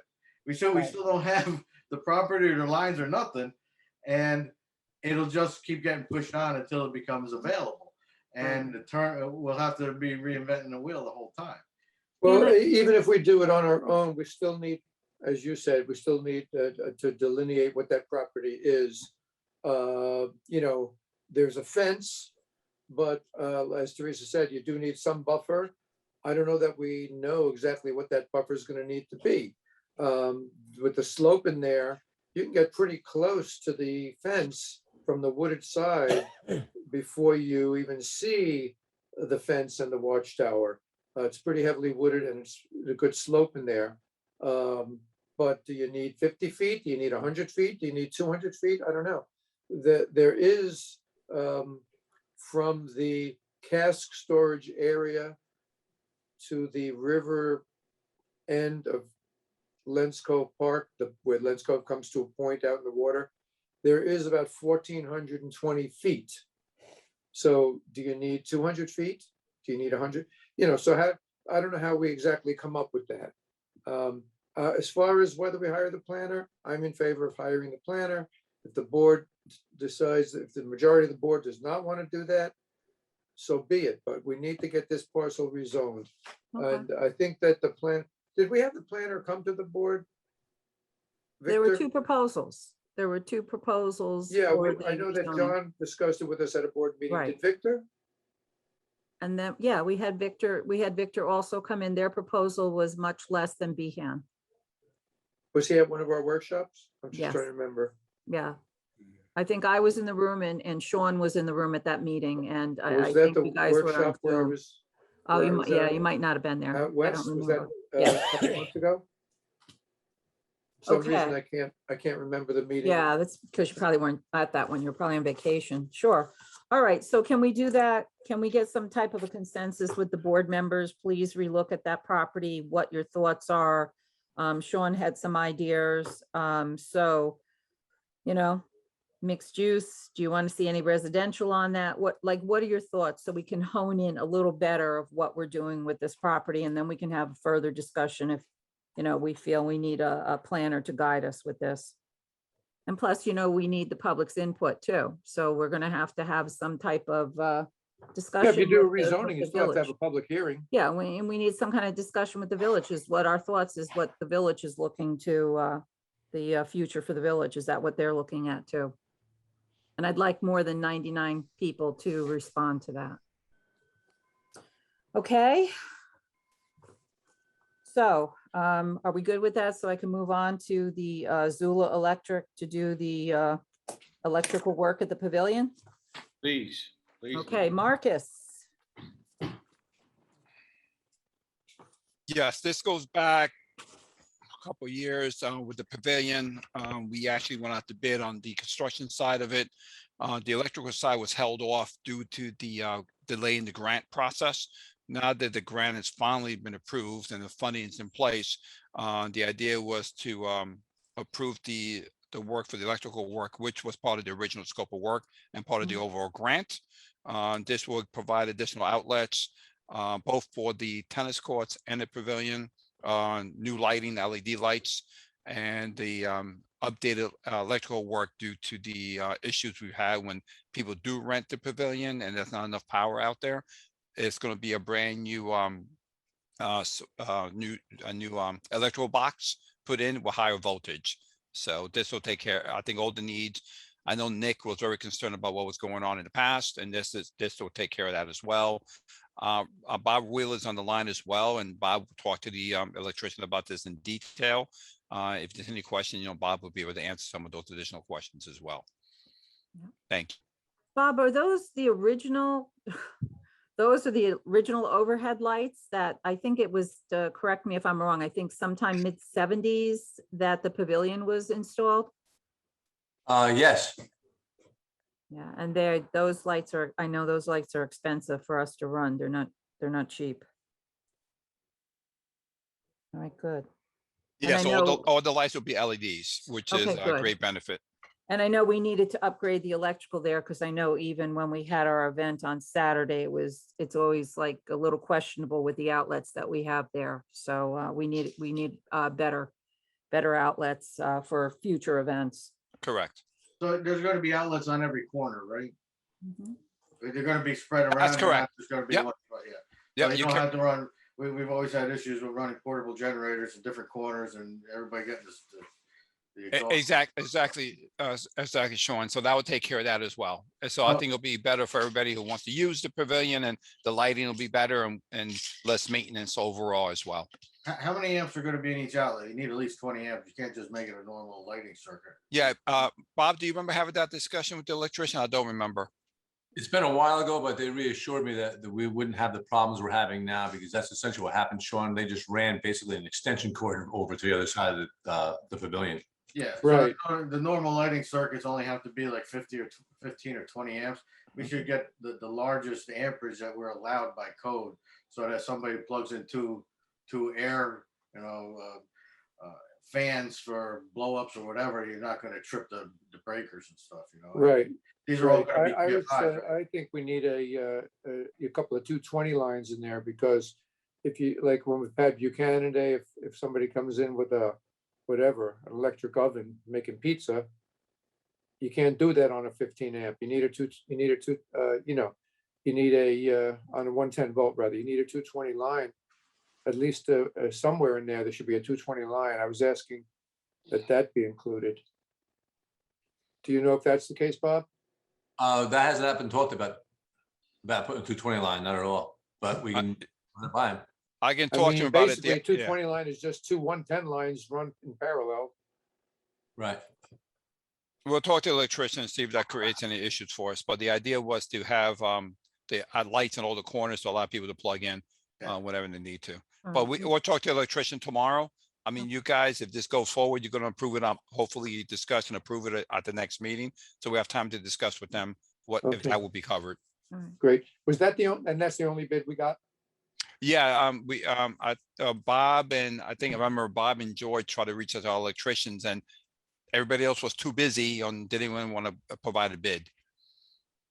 Wow. And Bob, But- these are gonna be dedicated lines to the circuit breaker, because Yes, I believe so. yeah, we had an issue that, yeah, that's gotta be Yeah. checked on, because remember, we had the issue, we did do some upgrade and it just Yeah, went on the that's- same line. That's and- what Bob was just referring to. They Okay. basically just ran another outlet off the same outlet. So you had So, 2 or yeah. 3 outlets all off the same circuit breaker. Okay. All right, good. Okay, so it'll be the next meeting for the discussion. I'm glad you asked that question. I'll ask about the possible 220 and where to put it. I'll get back. I'll talk to Bob and we'll talk to the electrician All right, good. tomorrow. I'll get back to you. And we're still on schedule to start the middle of October? Now the updated now from them is because, no, that's right. No, October is fine. No, there was the delay due to the grant. They needed additional insurance from the contractor. So that delayed a little while longer. So the Okay. contractor just supplied the information to the state. So the contractor said due to the delay in supplies, as everybody knows what's going on Yeah, it's with hard. China, they said they'll probably be starting sometime in November. Okay, because Due I to know the supply demand. school had wanted to use the pavilion again this year, and I told them we were starting construction Mhm. the middle of October, but Hmm. I told them, you know, we of course would approve them continuing to use it, but you know, if Yep. it's November, maybe I'll see if they want to use it for the month of October. Yeah, it all depends on how fast they can get the supplies. Just Right. to let you guys know, I was watching the news, some of the big companies are actually sending their own cargo ships to bring the supplies in because they can't, the regular supply routes are not working. So like, Amazon and Walmart are actually sending their own supply ships to get the supplies from China and Taiwan because they can't get through. Well, that's a problem. Hmm. Can I just back up a little there on the electrical? A 220 line, is a 220 line just the one that has like a dryer plug, you know, that kind of 3-prong thing? No, A 220 line can just be a regular plug, right? yes. So is, like if you were plugging in something that had a heavy draw, like a pizza oven, would you need a 220 line or would you need a 30 amp line? I'm not quite sure, is it being not being an electrician, maybe I referred, you know, but if something that could handle a pizza Anthony, we know oven. the answer to that. Or Yeah, well, you need a 220 line. I mean, yeah, you need a 220 line, but if somebody's coming in with a pizza oven or something like that, any generator will produce Right. 220 for. Yeah, run well, their- we had Buchanan Day a couple of times where there was a generator there, Yeah. and it kind of gets loud, you know. Yeah, but it's small we- generators now, they don't make any noise. I mean, if it's a necessity to put a 220 line out there, then do it. I mean, it shouldn't be a problem for them, that's for sure. It's gonna be Yeah. a dedicated line. It's like you putting a jacuzzi in your backyard where you would run a dedicated line. Yeah, And it would be 30 amps. All right, good. 30 amp. So Yeah. yeah, Marcus, just More follow than through with. Hold our- on, Peter saying, what was that, I'm Peter? Can't sorry. hear you. Go ahead, Peter. Any oven of that size is gonna be minimally 40 and most likely 50. There's no 30 amp. That's a regular generator. Oh, okay. Stove, 220 stoves are like 50 amp. Well, thank you, Peter. While we're doing the work, we want to make sure we Yep, no. settle we'll be that involved. issue permanently. We'll be involved. Okay. And Nick, if the issue was if there wasn't enough plugs and they need to have the generator, but the question is how many people actually need a 220 versus the regular 110? No, the problem was, at one point, there were not enough plugs, but then we added plugs, but they were not able to handle the power, so. That's correct. So people were blowing them left and right. But a couple of times, we had a food vendor with a deep fryer once, so had a food, I think they had a pizza oven once, so just any of these heavy duty appliances. I just feel like there should be at least somewhere in the pavilion, there should be an outlet that could handle something heavy duty. Peter, a deep fryer or something like that would need higher, or that needs to 220 or could it run up for 110? All depends on the physical size of the unit, but 50 amp is kind of standard on those bigger 220 lines, for those items. Okay. All Okay, right, we'll so talk, Marcus- I have Peter involved in the process. Yeah, Peter's please. a licensed electrician, so we can Okay. have that discussion with the electrician as well. Oh, okay. There you go. Okay, thanks. Thank you. All right, so let's move on to, we're having a public hearing next Tuesday, October 5th, believe it or not, October 5th, wow. on the sale of cannabis within the village. So that's already scheduled. We'll have a discussion on that then. I didn't know, did we actually schedule a public hearing at the last meeting? I thought we were just gonna have a discussion because there was a question as to what resolution we would have after we have a public hearing. You know, I thought, let me look back. I'm almost positive we scheduled the public hearing. I thought you said we were gonna just have a discussion because wasn't there a legal question that a public hearing would have to result in a resolution? I don't know. I haven't watched the meeting. Do you remember that at all, Stephanie? Well, I do. the agenda from last month says, consider a motion to call for a public hearing on October 5th on the sale of cannabis within the village. Yeah, I but think that's what we did. Yes, No, that- excuse me, yes. Let Steph speak. Sorry, yeah, and I did publish it for next meeting. And Sean, to your point, I guess you wanted public, or some of you wanted public input on whether to opt out or not. That was my understanding of why you were having a public hearing, to come to some sort of decision whether you were going to choose to move forward by resolution subject to permissive referendum to opt out, or you were just going to stay in. That was my understanding. Okay. All right. I didn't know we were gonna have a resolution. I thought it was just a discussion. All right. Okay, and next is the discussion on winter parking. I think Anthony I'm sorry, was this something you had brought something up about the winter parking? Yeah, I'd like to jump on this because I know we're Sure. getting to the, I don't know how long it takes to put this through. I'd like to, as long as everybody's on board with it, I feel like we should come up with some kind of, some way of, getting out to the community where we can tell them, you can park like a storm, give them a time frame. You can park from here, from this time to this time. Obviously we can't tow vehicles, so we would have to ticket them. But I think we have to up the fine a little bit so they actually do move the vehicles. And I think it's better for the community. I feel like it'll help the DPW in the daytime as long as even in the nighttime. I mean, even in an ice storm, if we have ice, we call out, say, listen, move your cars off the street, let the DPW do the work, give them a time frame. We get a time frame from Bob. Bob will, give us what he thinks he needs, and then we just put it out to the public.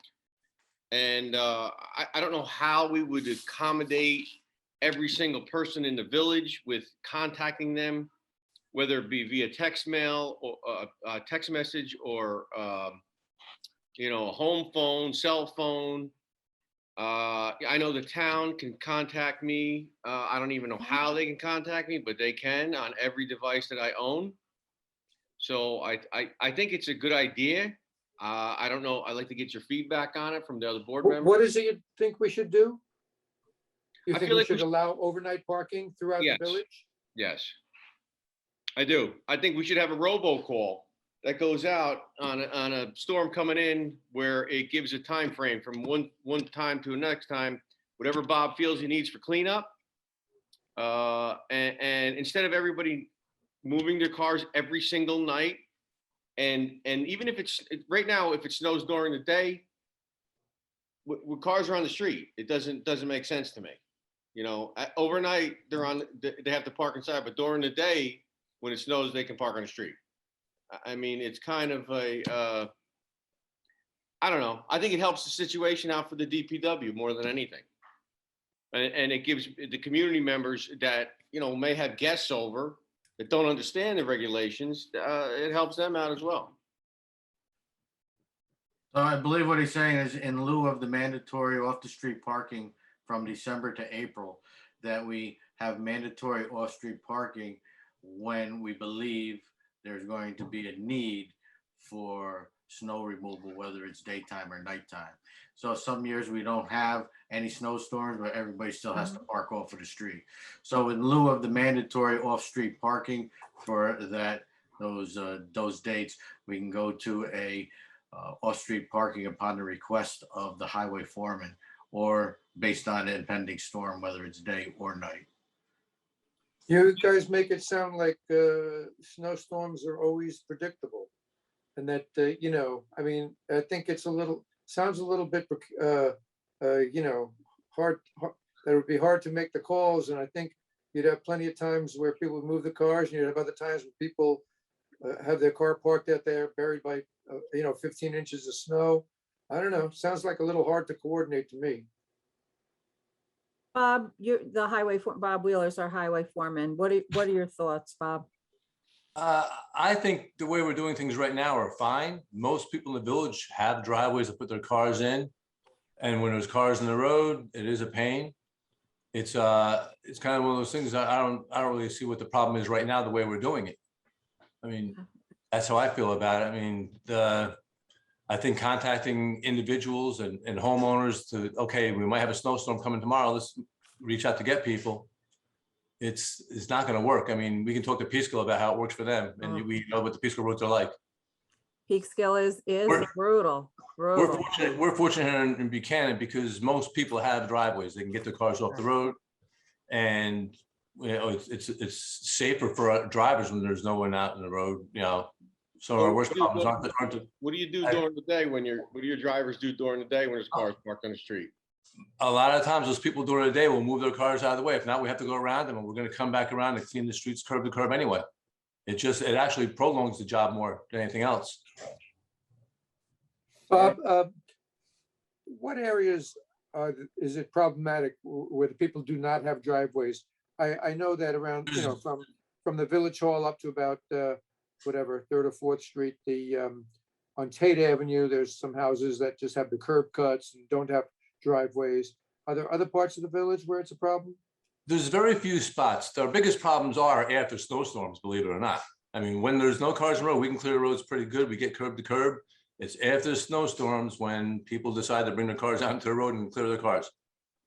You know, and that happens during the day when there's snowstorms going on. We understand that. But, you know, at the same time. I'm just trying to help you out here. I mean, I'm not saying you guys do a bad job. Oh, no, I'm not saying that at all. Great job. I'm just trying to make your life easier by keeping them off the street so you can get curb to curb quicker. That's Well, all I'm saying. well, I believe what we're doing at night is fine. I mean, I think we leave the no parking for certain hours from December to April is perfect. That works great at night. During the day, I mean, all you can really do, and I think most communities will do it, they'll call a state of emergency that all vehicles should be off the road. And then it's really not on us to enforce that. It's our job to clear the roads. You work around the cars the best you can. You know, some people do scream at you when you're going down the road and you're throwing salt and hitting their car. Yeah. Put your car in the driveway. I don't know. You know? So the people that are like on Tate, where people park on those pullouts, you know, basically Well, alongside the curb. When you plow, you basically, I guess a lot of them get kind of plowed in. They have to dig themselves out. Huh? we go right to the curb so we can get the flow of the water of the snow. Yeah, when it so melts. cars that are parked parallel to the curb on the curb cuts, they, just like anybody with a driveway has to dig out their driveway, those Right. cars have to dig themselves out.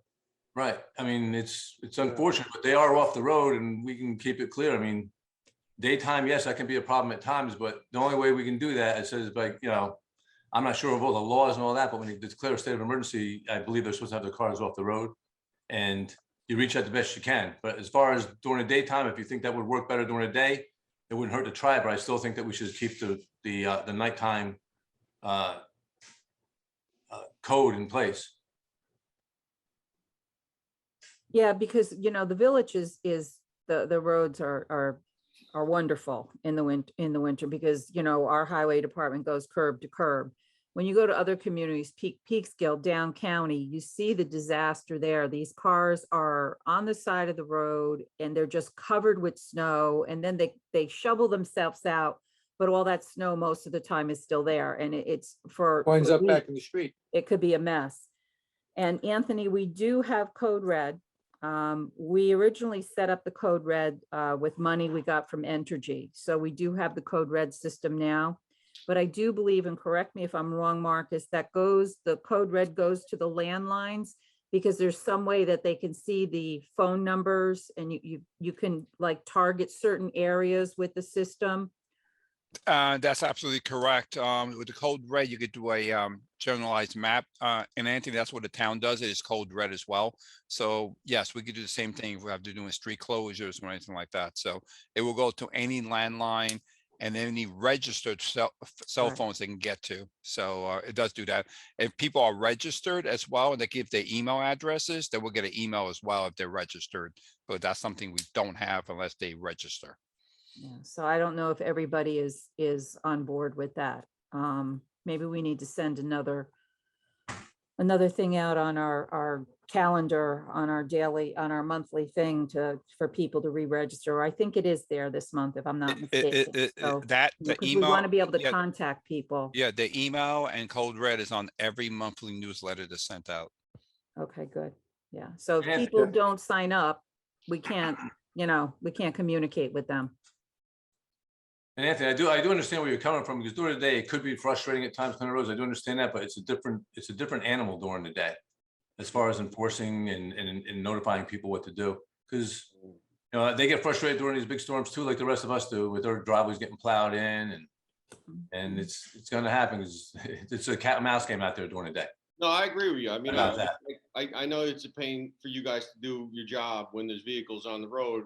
I've cleared many streets. And, I'm just trying to do what's best for you and for the community as well. I mean, it is Right. a pain for them as well to remember to move their car in every single night. And Right. if it doesn't snow all winter, then they did it for nil. So, Oh, you know what I'm saying? I understand that. I had that jockey every night with my own driveway. Who goes to work first No, I tomorrow? know. How many the cars in the driveway? We all go through that. Throw something out there that works for both. That's for you and for them. Right. And it's always easier to knock on someone's door during the day than 3 o'clock in the morning. So. Right. No, Most absolutely. most people see the Thank cars. you for bringing most that people up, see it. Anthony. Yeah, most people see them on the road, and they, some people will move the cars for you, and some people will actually leave them there on purpose so that we don't plow their driveway in until later on. And when they put Ooh, the I car in the like that driveway. idea. I think I might do that. Yeah. That's when you give them a And then- $75 ticket, which was Yeah. part of my ideal. But if And then, they won't and do then it 2 o'clock in the morning, as we come down the road, open that road back up, you get all that snow in your driveway anyway. All right. Thank you. I for- just, what do I lived in Queens, for until I came up here. I was, for 30, 40 years, I lived down in Queens. And of course, every snowstorm, every car gets plowed in, so shoveling your car out, sometimes it took days. It was horrible down there. But of course, people don't have driveways, a lot of rentals and stuff. Just wondering, what if on a main thoroughfare like Tate, where it's the main area I know of where people don't have driveways on the other end of Tate. What if one side was allowed overnight, only one side allowed overnight parking and not the other? I mean, I think the idea of trying to coordinate the snowstorm and get your car off the street now, I think that's hard. But what if one side of Tate was allowed parking and the other side did not? I think you're gonna have the same problem. Right now, Tate Avenue is not a problem with cars during the overnight. During the day, it's very rarely a It's not problem. Tate. So even, okay. No, Because it's I really associated it with those houses that have no driveways. No, they're Okay. all off, at night, they're off the road. During the day, most of them park off the road anyway, because that's a major thoroughfare. You might have a few people parking the road here and there, but you go around them when you can. I think the alternate side of this stuff, I'll refer to Peekskill again and see how it works out for them, because you'll leave it there, you have a big snowstorm, and you're gonna go down one side of the street to the curb, the other side of the street, you get in, push your kid to the car and plow them all up against their door. Yeah. That's And what they people have in damage cars. Peekskill. Yeah, that's what they have in Peekskill, Nick. It's the Yeah. one side and it, Oh, yeah. it doesn't, It's a they switch mess. sides every day and then the other side is a Yeah, mess. Yeah, we've I been very just- successful here. We've been very successful Oh, here yeah. doing this now, and it's really, I live, Nick, I live in Peekskill. They have alternate side of the street parking. I listen to it. Half my neighbors don't, and it's a mess. So Yeah. I live it every day. Okay. like I said, we've been very successful moving the snow off the roads, in the Yeah. village, and, It it's ain't, it's frustrating at times for everyone when you're working long hours, but we get through it, and it's not that big an issue. It's Okay. probably more of an issue for the homeowners at times, but in the long run, it's better for them at the end. all right. It's working. It ain't broke. Don't fix it. Right. All right, but we had a discussion on it to see if we could do something different. All right, thank you. So, board members, before we go into executive session, anybody have anything they'd like to bring up? I just see on the agenda for next month, we Okay, all have the repeal of the September 4th, 2018 resolution for the expenditure of 640,000. I thought we said we were going to have a resolution this month to Oh. close the loop on that. let me, I'm sorry, Sean, you're right. We did have a discussion on that. Let me relook at that.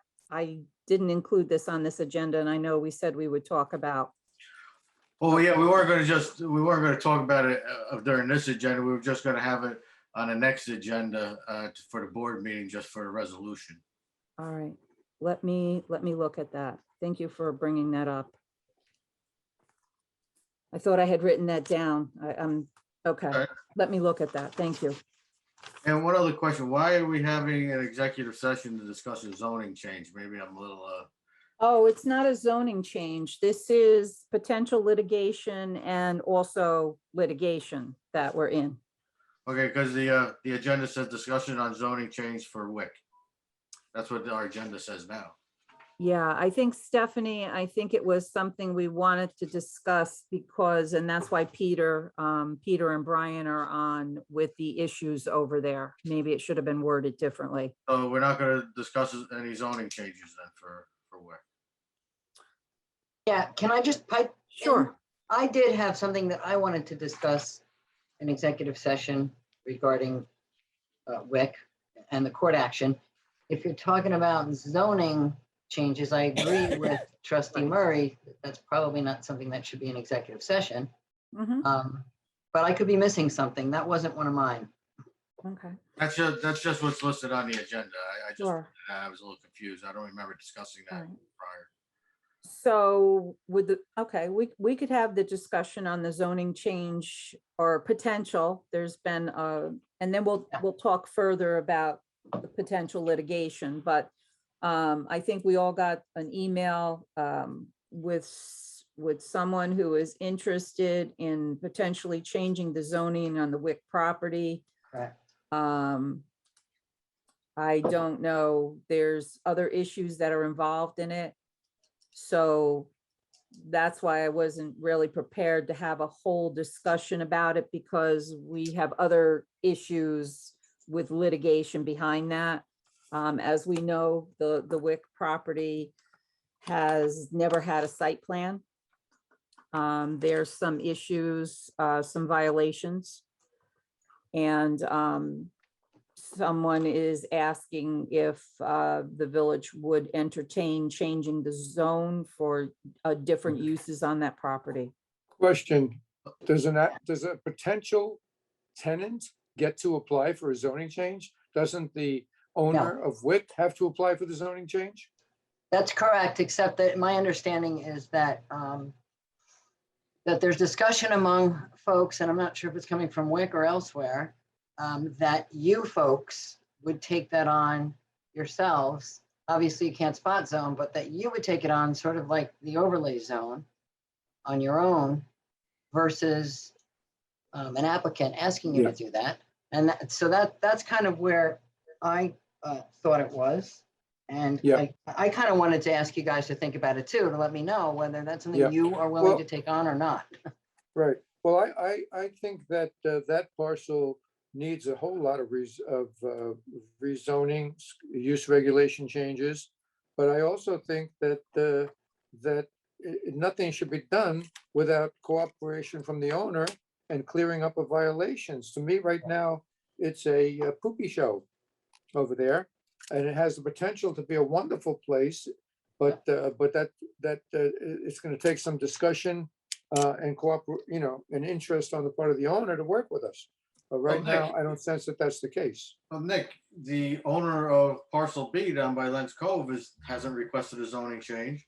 So obviously we could change the zoning of any parcel. You've said it many times. And if you think that, I believe WIC is in an M1 zone, is that correct? Yeah.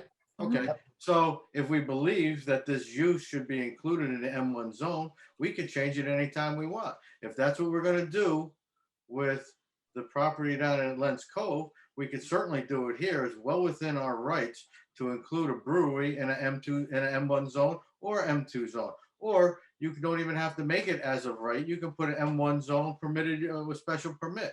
Yeah, So, you know, we don't need, and I always felt we should have the request of a property owner to change the zone, Yep. especially a piece of property that's currently Right. being used some way. But if we're gonna use a direction one way for one parcel, we should use it for all the parcels. We can't just have special rules because they fit our needs. But I So think we this is, I feel that this is different because one is undeveloped, one is developed and has violations and does not have a site plan ever. Well, currently breweries are not permitted anywhere within the village because the Correct. code does not. yeah. specifically No, I state think so. So it Sean's currently right. is prohibited. Technically, Sean is right, but I think it's complicated because of what's going on over there. We have a lot of problems over there. And I would love to see this become a place where the owner works with the village. Because the zoning change would, I don't want to just zoning change just for a group. I'd love to have a group up there, but I don't think we ought to be doing anything that requires pedestrian traffic going in there with that place as it is right now. I think any zoning change there requires looking at the whole picture and Mhm. getting that owner to sit down with us. And I mean, I think something great could happen in there, but it's not going to happen with all the violations going on. It's not going to happen if the owner doesn't take an interest to you know, discuss it with us and work with us. I would like to see a whole lot of other things besides brew pubs be allowed in there, but right now we have a person that basically does what they want. Okay. All right. So I just think some things need to be addressed. I think all of us, you know, all of us would like to see maybe some type of, you know, that, a restaurant, what, you know, whatever. That could be a beautiful place if it's, you know, if it's planned a certain way, but to do it haphazard like now. There again, those uses are not permitted in the M1 zone. Correct. So unless you're going to change the permitted use or the, I should say, as of right use or Right. special permit use in the M1 zone, none of those things you just mentioned are allowed, whether the owner complies with our laws or whether he doesn't comply with the laws. You know, this is, we have a line of delineation between the judicial and the legislative branch. If we believe that breweries are good for the M1, it shouldn't matter who owns the property. If there's violations, that's for the court to decide. We can't change, we can't decide zoning laws based on one property owner's unwillingness to abide by the current laws. I agree with you. But if we rezone over at the Entergy property to 60 acres, that might no longer be a M1 area. You know, like you said before, maybe it'd be a C3. So it wouldn't be apples to apples at that point. No, I understand. This property, well, okay. Yeah, you know what Listen, I understand what you're saying. We're kind of going around in a circle. You're changing. We should be discussing whether we believe a brewery is good, whether it's in a C2 zone or M1 zone. We shouldn't say we're going to prohibit everybody in that zone from being availed the ability to create a brewery because one person in the M1 zone is not abiding by the law, so you can't do it anyplace else. If we think that a brewery is good any place within the village of Buchanan in a C2, C1, M1, we should say that now and just have a public hearing and put it in as a special permit or permitted use in any zone that you choose. But I don't think our criteria for this type of development should be one property owner has been violating the law for a quarter of a century. No, well, but I think you don't want to continue having a situation where they're in violation and then, you know what I mean? I think that situation needs to be handled. But in the same token, the village needs to decide, you are correct, the village needs to decide what zone they think is appropriate to put a brewery or, I don't know, a restaurant, you know, I don't know, like, you know, you can think of Charles Point, where there's a nice restaurant there, you know, right? that wouldn't be allowed. For there, the issue is not a brew pub. Brew pub would be great. The issue is the other things going on in there would, in my mind, do not make it wise to increase foot traffic. You know, that it's a disorganized, haphazard bunch of uses in there. I think it has to be I think it's got to be addressed as a whole before you just add another use. I don't know if anyone's seen this. This is an email from Marcus last December showing about 123 different tenants in there. I'm sure some of them have changed now, but there's places getting foot traffic, bakery, mattresses. I just think this thing needs a whole review and not just adding another use, Well, one listen, specific use. When he's got 123 tenants in there, then somebody's gonna come and say, oh, can we now change the zoning to allow a bakery? Oh, by the way, can we now change the zoning to allow a mattress store? I mean, it's just like folly to me to add one use, much as I love that use, when the rest of the place is a poop show. listen, You know we're- what, I think with that, I understand what you and Sean are saying, but I don't think anyone is against the concept of that, but I don't think we should entertain any type of an application unless whatever violations are on that property are clear, there's a site plan. So the owner has some work to do too. So I think that Yeah. would be something interesting. I to agree. have a It's the pub- big brew pub picture. It's there. not the brew pub. It's the big picture over there. we're not the big picture people though. That's a judicial system. If there's Mhm. violations, they're the one that have to adjudicate it. We don't create, well, we say what the fines could be, but I think you're mixing your responsibilities. We can't adjudicate violations. Okay, so that's why we have Peter and Brian Yeah. with us tonight to update us on some more things, and then the board can, decide what direction they want to go. All right. But I think that would be an interesting use over there, my personal opinion. Okay, what else do we have? So we can get to the Just exec- a question or two. What happened with the whole tech meetings that's supposed to be held every month? what they're waiting for right now, and that's supposed to be by the end of the month, they were doing which is they were required to do, is to do the assessment of, they're coming back with an An appraisal, assessment of the an property. appraisal, of yeah. The property, so it's supposed to be done by the end of this month. So that's what the holdup is, and those meetings will Well, start the again meetings in were supposed to be October. held once a month, Each month, correct. regardless of what they're doing with that, Mhm, weren't mhm. they? I agree. Yep. I agree. I So- agree, Nick. I don't know how they got postponed. I wasn't on Yeah. that email chain. Nope. It was supposed to be, what was it, the second Tuesday or something of every month? Yeah, so we Yep. should be back Third on Tuesday, track I next forget. month. So I think we need to push them on the meetings. The meetings are supposed to be every month, not just when they complete their appraisal. No, so in October, we'll be back on track with that again. Okay, Okay. I'll let you know when that is. And the only other thing I wanted to tell everyone, just to keep everyone in the loop, I'm going to be doing some very short videos with all the new things that are going on in the village. So I just wanted to, let you know, people are asking what's going on and they don't know, because as you can see, there's not many people that join our meetings. So just wanted to give you a heads up on that. Let's see, what else? Does anybody have anything else before we move on to the executive session? I make a motion, we enter into executive session. Huh? To discuss litigation and potential litigation. On a motion, I made the motion. can I have a second? Second, All in favor? All right. All right, do we have Okay. are we all on board with that? Good, thank you. yes. All right, thank you Okay. everyone for Okay, joining us. thank you. Hold on one second.